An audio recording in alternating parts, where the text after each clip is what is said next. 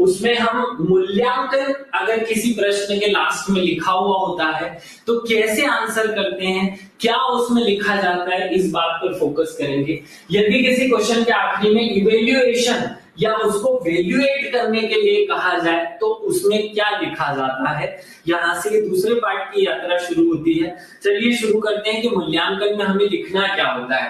पहले मूल्यांकन का अर्थ समझ लीजिए। मूल्यांकन का अर्थ होता है मूल्य या गुणवत्ता का आकलन करना। आकलन करना आप बहुत आम भाषा का शब्द है, नापना। मूल्यांकन करना, मूल्यांकन करना या मूल्य, इस मूल्यांकन का मतलब होता है उसका मूल्य आंकना या गुणवत्ता का मापन करना। मापन करना या आंकना, इन दोनों शब्दों से मिलकर, देखो ये मूल्यांकन शब्द हिंदी भाषा का शब्द है जो मूल्य और अंकन इन दो शब्दों से मिलकर बना हुआ है।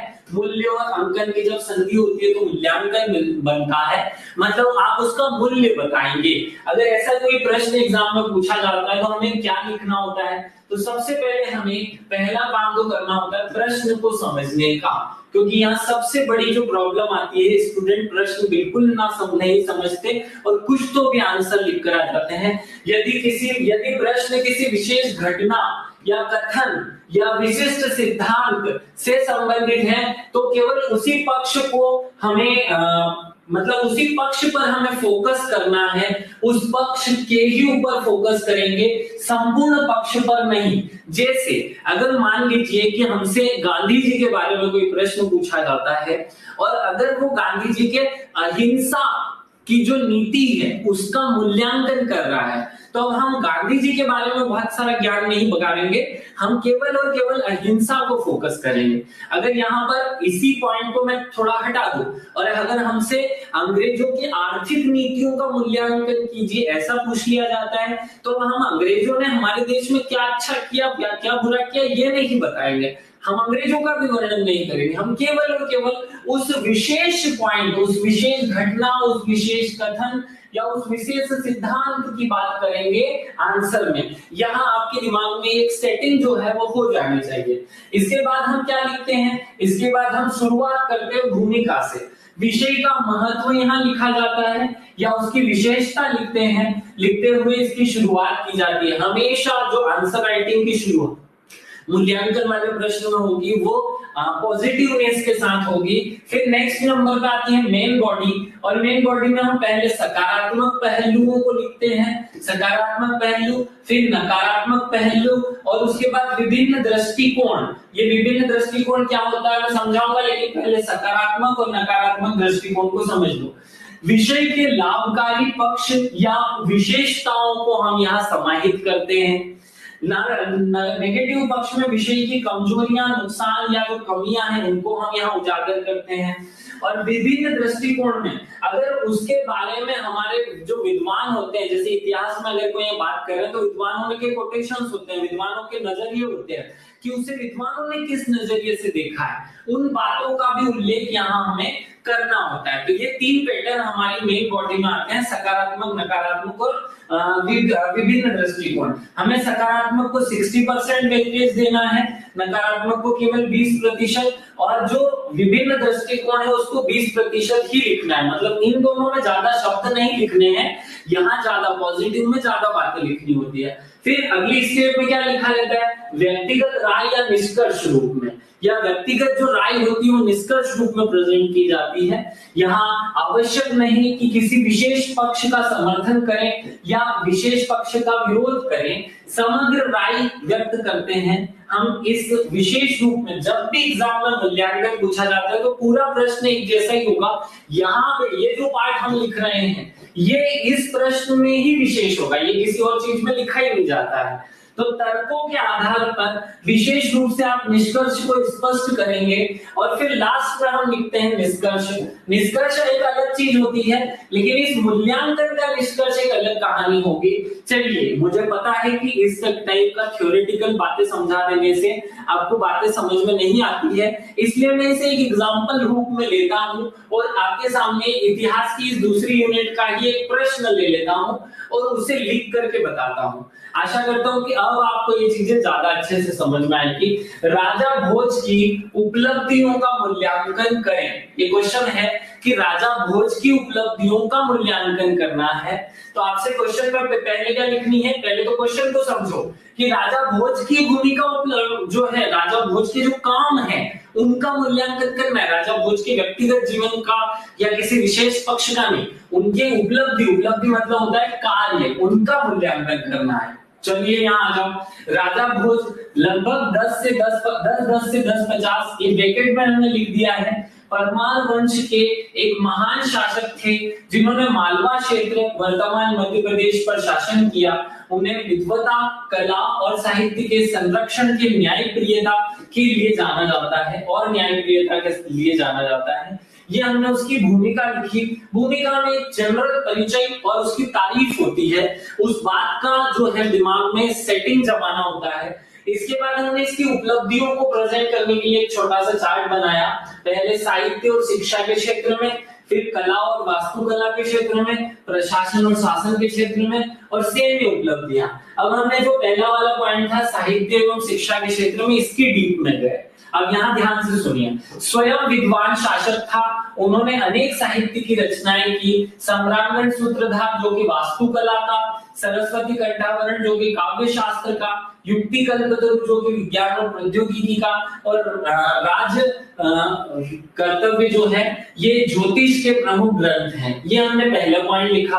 फिर इसी चैप्टर में दूसरा पॉइंट लिखा, विद्वानों को आश्रय लगा। उन्होंने अनेक विद्वानों को संरक्षण प्रदान किया, उदाहरण धनपाल, दसबाला और परिमल गुप्त। फिर तीसरा पॉइंट इसी में है, शिक्षा के केंद्र। उन्होंने अनेक महाविद्यालय और विद्यालयों की स्थापना की और राजधानी को धारानगरी को शिक्षा का केंद्र बनाया। ये तीसरा पॉइंट था। अब देखो यहाँ पर अगर फिर से मैं इसको बैक टू स्क्वायर ले जाऊं तो यहाँ कला एवं संस्कृति शुरू होता है। तो यहाँ से शुरुआत होती है कला एवं वास्तुकला। पहले निर्माण कार्य, उन्होंने अनेक महलों, मंदिरों और जलाशयों का निर्माण कराया, उदाहरण भोजपुर का शिव मंदिर और भोपाल का विशाल झील। ये हमने पहले पॉइंट में लिखा।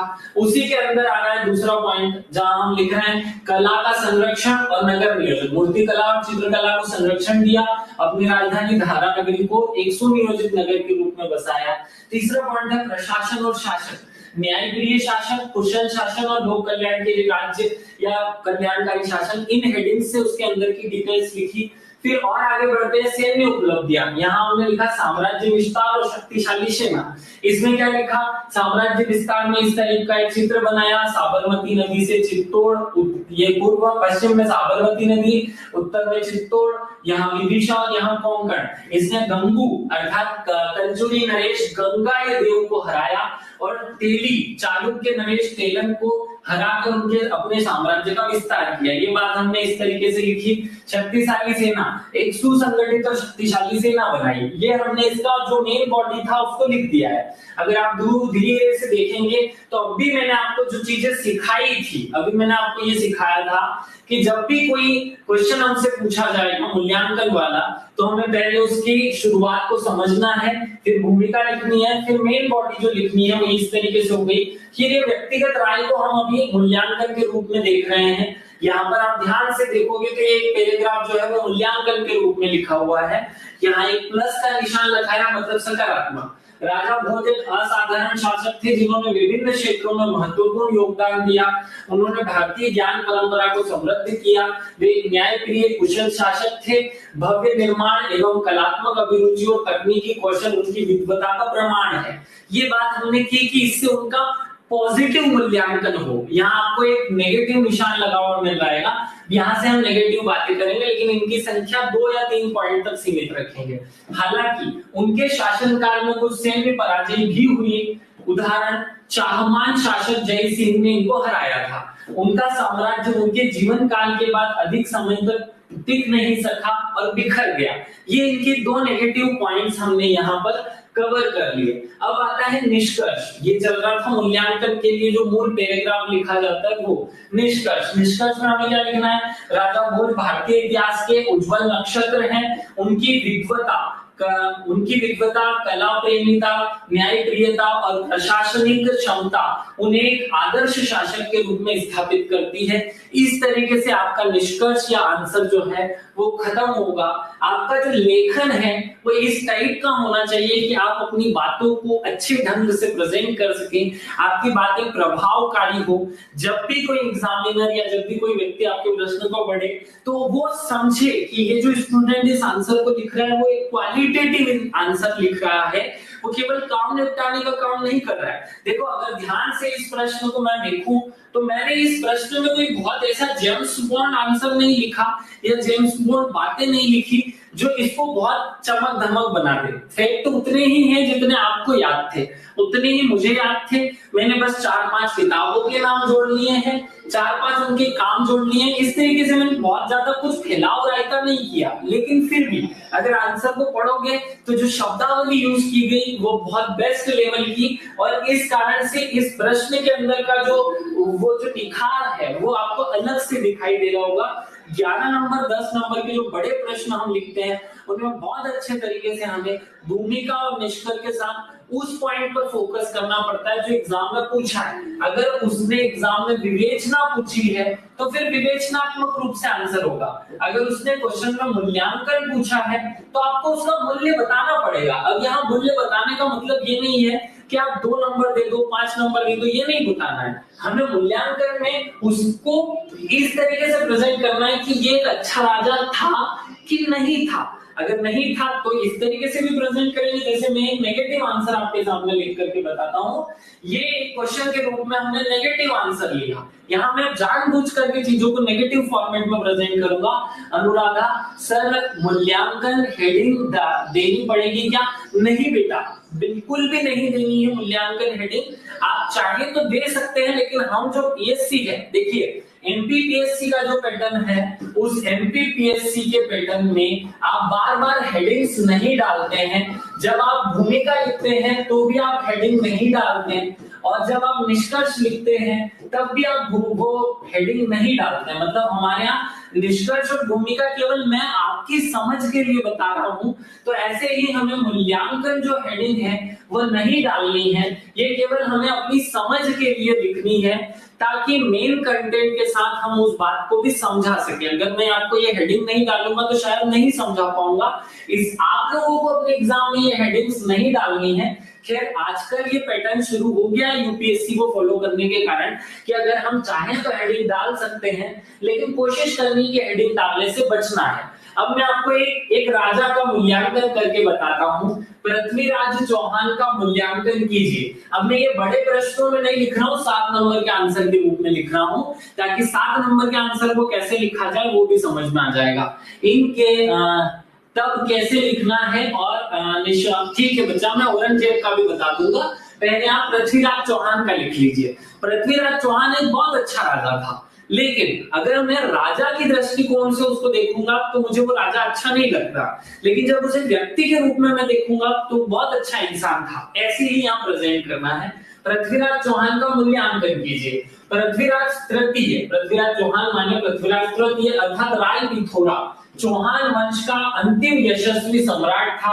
वहां एक महान योद्धा, साहसी सैनिक और भय रहित शासक था। अब देखो उसकी जो तारीफ है उसमें मैं बड़े बड़े वो पढ़ रहा हूँ, है ना, उसकी तारीफ में मैं बड़े बड़े कमल जैसे फूल खिला रहा हूँ। आप ध्यान से सुनिए। लेकिन अभी से मैं यहाँ से थोड़ा सा आगे जाकर के नेगेटिव हो जाऊंगा। क्यों? क्योंकि इस व्यक्ति ने बहुत अच्छा व्यक्ति होने के बाद भी अच्छा शासन नहीं किया। देखो, पृथ्वीराज तृतीय अथवा राय पिथौरा चौहान वंश का अंतिम यशस्वी सम्राट था। वह एक महान योद्धा, साहसी सैनिक और भय रहित शासक था।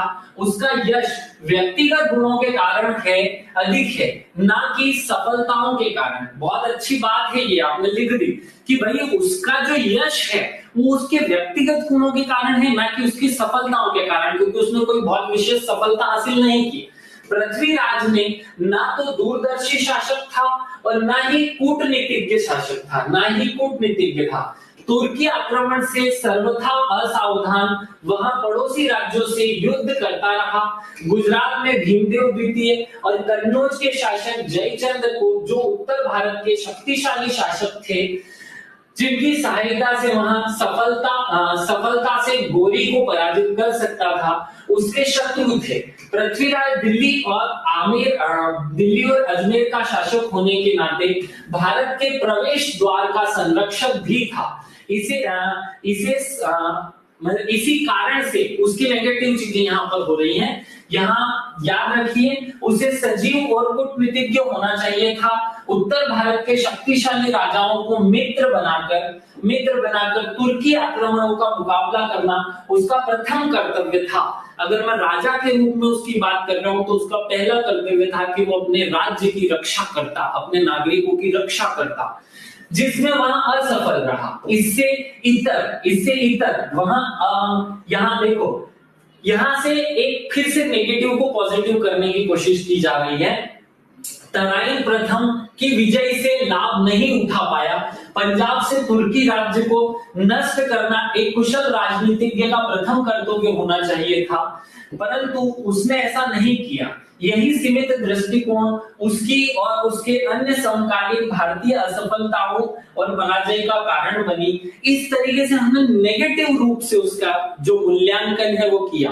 मैंने ये क्वेश्चन जो राजा है उसके नेगेटिव चरित्र को प्रेजेंट करने के लिए नहीं किया है। मैं ये बातें केवल और केवल पृथ्वीराज चौहान के माध्यम से आपको सिखाना चाहता हूं कि अगर मुझे नेगेटिव मूल्यांकन करना हो तो मैं इस तरीके से भी कर सकता हूं। अभी मैंने जो इसके पहले वाले प्रश्न में आंसर लिख करके बताया वो हमने पॉजिटिव मूल्यांकन किया, वहां पर मैं सारी बातें पॉजिटिव कह रहा हूं, और मैं यहाँ दूसरे प्रश्न में जानबूझ करके नेगेटिव बातें कह रहा हूं ताकि मैं आपको कुछ अच्छा समझा पाऊं। पृथ्वीराज चौहान व्यक्तिगत रूप से देखा जाए तो इस दुनिया के सबसे श्रेष्ठ राजाओं में शामिल है, लेकिन कुछ विशेष गलतियों के कारण उसका जो मूल्यांकन है वो एक व्यक्ति के रूप में तो बहुत ऊंचा होता है, जबकि एक राजा के रूप में एक बहुत ऊंचा नहीं होता। क्योंकि अगर वो बहुत अच्छा राजा यहाँ प्रेजेंट करता अपने आप को, तो अपने राज्य की सुरक्षा करता, अपने नागरिकों की सुरक्षा करता, अपने धर्म और अपने कर्तव्य को निभाता। ये बातें केवल और केवल आपको एक क्वेश्चन को समझाने के लिए बताई जा रही है। सर ऐसे पैराग्राफ में लिख सकते हैं क्या? नहीं बेटा, आपको अपनी ज्यादातर जो हैं वो पैराग्राफ के बजाय आपको वो बातें जो है छोटे छोटे आपको एक चार्ट्स के रूप में या पार्ट्स के रूप में उसे कन्वर्ट करते हुए प्रेजेंट करनी है। ये जो मैं लिख रहा हूं क्योंकि मुझे वो 7 नंबर में पूरी बातों को इन्वॉल्व करना था इसलिए किया, छोटी सी बातें समझानी थी। अब एक आधा और मूल्यांकन करते हैं, एक आधा प्रश्न और देख लेते हैं। चोल शासकों के स्थानीय स्वशासन पर प्रकाश डालिए। अगर यहीं पर दिव्या का प्रश्न ले लिया जाए, दिव्या ने प्रश्न पूछा कि औरंगजेब के शासन काल का मूल्यांकन कीजिए, तो अब जब हमें एक फॉर्मेटिंग तो समझ में आई गई है कि मूल्यांकन में हमें करना क्या है। मूल्यांकन में हमें सबसे पहले भूमिका बतानी है, तो भूमिका में आप उसका बेसिक जो परिचय है वो दे देंगे कि वो कहाँ का राजा था, किसको राजधानी बनाकर कब से कब तक उसने शासन किया, 1-2 तारीफें कर देंगे। और उसका जब आप मूल्यांकन यहाँ पर उपलब्धियों जो है वो लिखने जाएंगे, तो क्योंकि प्रश्न 2 हो सकते हैं। पहला प्रश्न हो सकता है औरंगजेब की उपलब्धियों का वर्णन कीजिए। तो उपलब्धियों का वर्णन, क्योंकि यहाँ कोई विशेष ऐसी उपलब्धि तो है नहीं औरंगजेब की जो उसे महान घोषित करती हो। उसने लूटपाट और एक आक्रमणकारी के रूप में भारत की जो प्राचीन और विशाल परंपराएं हैं उनको ध्वस्त किया है। तो आप उन्हीं बातों का उल्लेख भी करेंगे जो उसके कार्य हैं, भले ही से वो नेगेटिव है या पॉजिटिव है, आप उनके कार्यों को बताइए। और फिर जब आपको अपनी राय देनी होगी तो आप मूल्यांकन में देंगे। मूल्यांकन वाला जो पैराग्राफ होगा निष्कर्ष अलग से लिखेंगे, लेकिन आप मूल्यांकन वाले पैराग्राफ में अपनी व्यक्तिगत राय जो है उसे प्रेजेंट करेंगे, जैसे अभी आपको मैंने सिखाया।